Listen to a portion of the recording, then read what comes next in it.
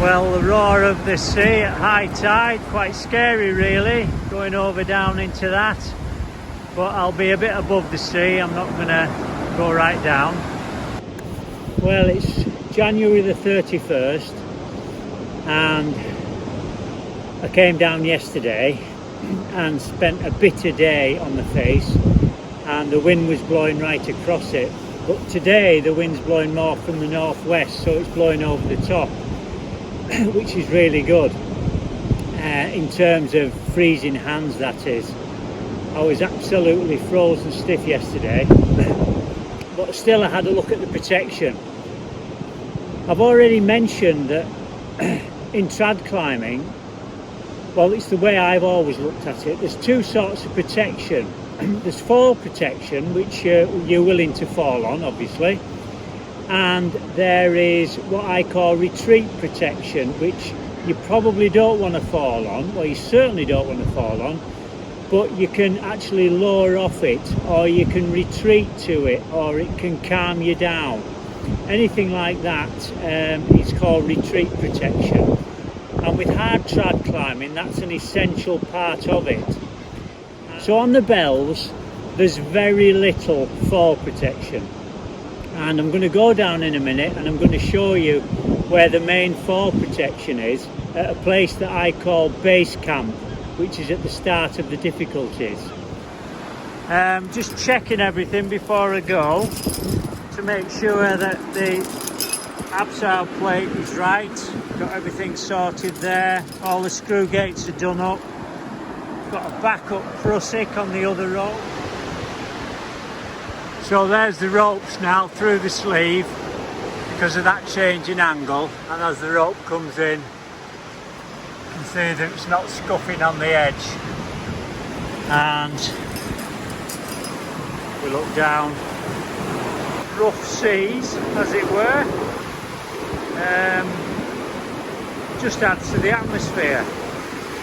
I think there's some seals in the back, right in the back of the cave at the moment. But hopefully from now on the tide's going out and I can relax a little bit more. Okay, so here I am at base camp, and the horizontal features there is the traverse line from the CAD that comes across along these features to what we call base camp, which is a sort of semi-resting ledge before the difficulties. We're only probably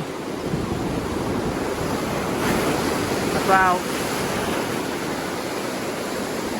40-50 feet above the ground here. So this has got to be the best protection we can possibly get.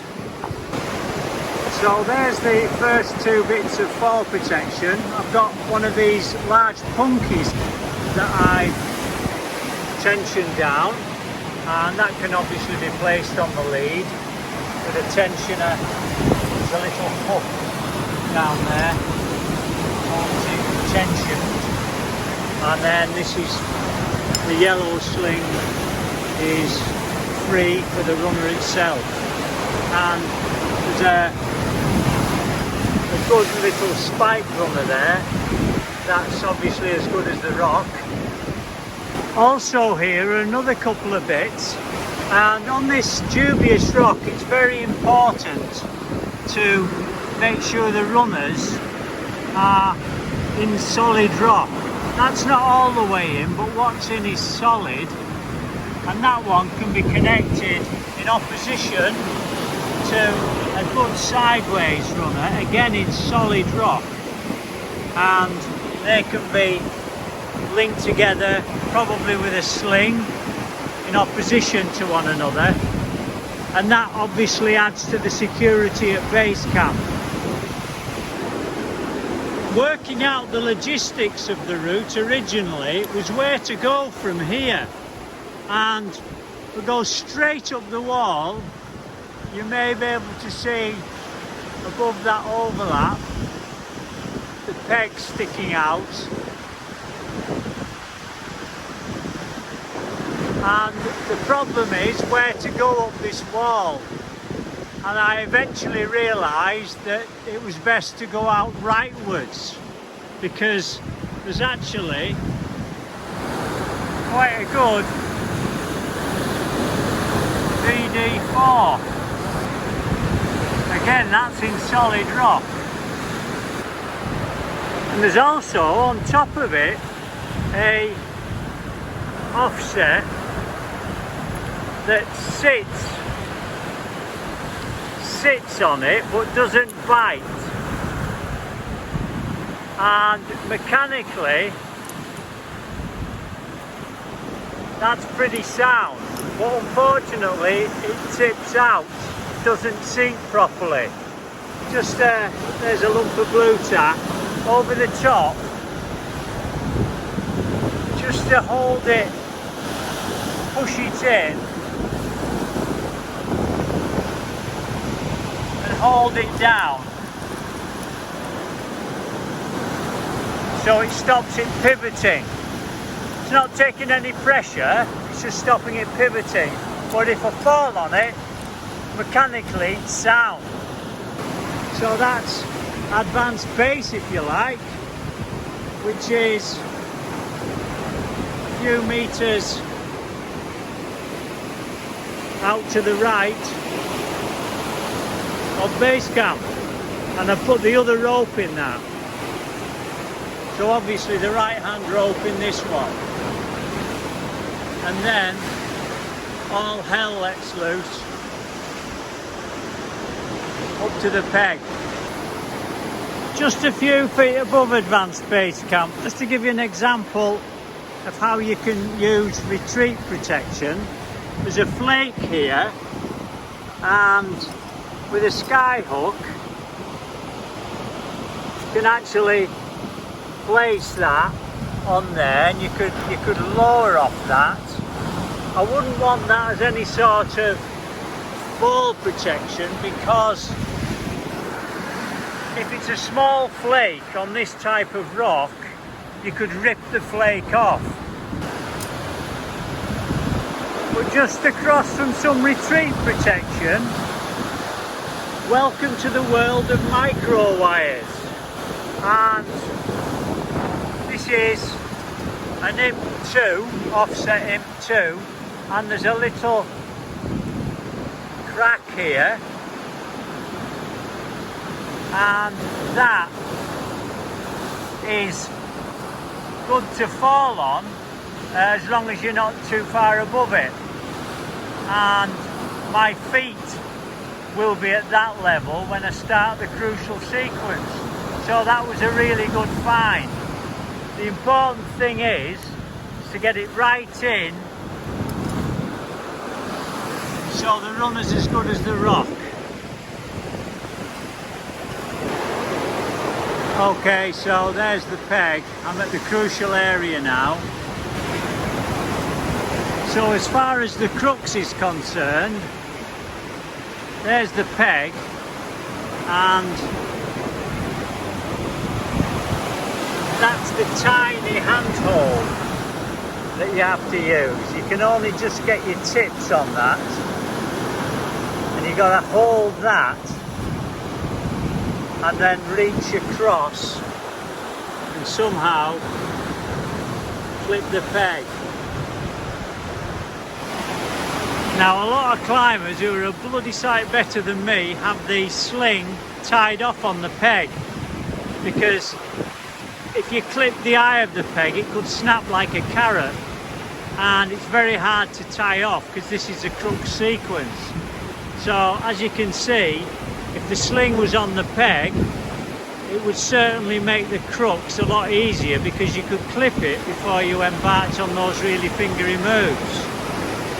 So this is where I'm at the moment in terms of trying to decide whether I should have the sling tied off on the peg to make it E7, or nothing on the peg, which makes it hard E7, or maybe E8. I've already mentioned that I don't want to top rope the hell out the route because the rock is very fragile, and that would be doing a great disservice in terms of the more you go on it, the more likely you are to fracture crucial holes. And so anybody who goes on the bells owes it to the climb not to be heavy on your feet, almost kid glove like, so that you're treating it with total respect for future generations. And that's sort of forefront in my mind at the moment, to treat it with the greatest respect that I can, but to do enough preparation that will allow me to do it, because I feel I deserve to do it, because I've been climbing a long time and it's one of those classic routes that you might say is on my bucket list. So I always feel that, you know, you should go through the grades, and you shouldn't go on it if you're the sort of climber who falls off regularly, because this is not a route about falling off. This is a route about going to 90% of your maximum and always leaving that 10% to climb down to a safety zone. So from where the peg is, there's also a place for what's called a pecker, and the pecker goes into a little placement down there. See it? Go across. I mean, a pecker's only good for direct aid, but again, it's a bit of good retreat protection. And I suppose it's possible to place that if you didn't have a sling on the peg, but I don't know, I think I'd maybe try and hook over the top of the peg. The other option, of course, is if there's nothing on the peg, you take that off. The peg does go down at an angle, and so from below you could maybe reach over and just put that on there like that and wrap it round to keep it on. Yeah, maybe that's an option. We'll see. Just above the peg is another bit of marginal gear that I've spotted with a little offset. Again, you can put some glue tack in there to keep it in place. That's alright as long as it's pulling to the right.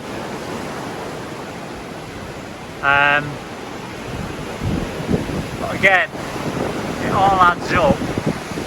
Not great, but enough for the confidence. As you pull up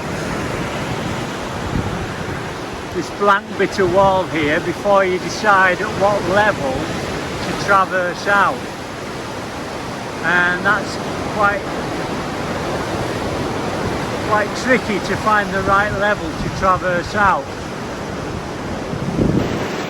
Okay, so I'm a few feet above the peg and looking across, this seems about the right level to traverse out to that shield of rock, and fortunately I can get a hook in here. That figure hook's better in there, goes into the back, and yeah, I'll be happy with that. Maybe put a bit of tape across there, get some gaffer tape, strap it to my leg, and I can use that, and then using an extension sling,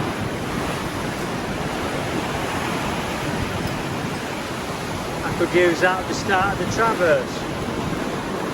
I think I can stand in balance and place that before I launch across these hard moves on the traverse. halfway across the traverse, there's an example of a piece of retreat here. Kind of very delicate flake, but for a downward pull, that's alright. I wouldn't put a sky hook on it because it would break it off, but for a very thin line sling,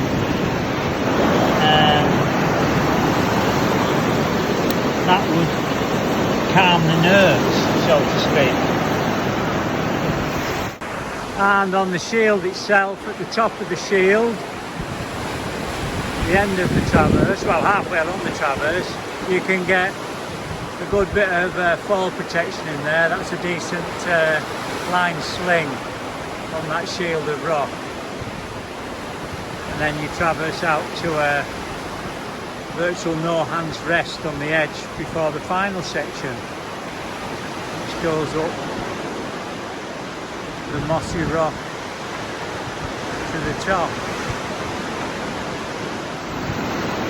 So looking down the wall, you can see right down to base camp there with the protection in, and up the wall past the peg to this hook at the start of the traverse, and then across the traverse to the shield of rock.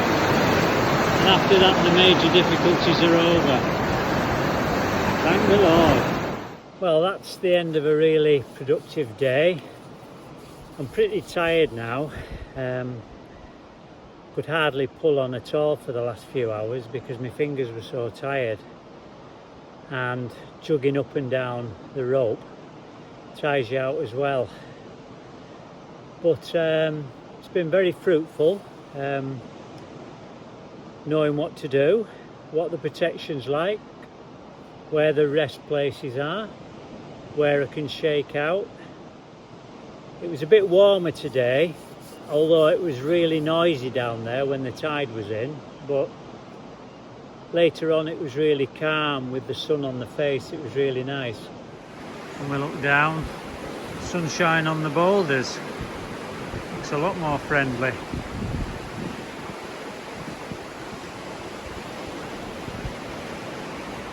Even left a bit of beach in the back. But unfortunately I was too tired by that point. Anyway, another great day. Another soulful day. I don't get this soul when I'm sport climbing. And to be out on a sea cliff on your own is just great. Got to be careful, of course, because if anything goes wrong, you're in trouble, but just a great day out. Unfortunately, I've got a 4-hour journey back home. No doubt the M6 will be clogged up as well on a Friday night. Great stuff.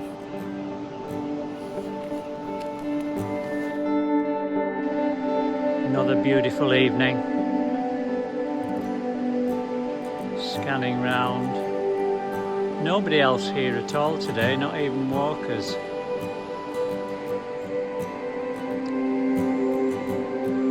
Sun's gone down, it'll be getting dark soon. Solitude. Can't beat it.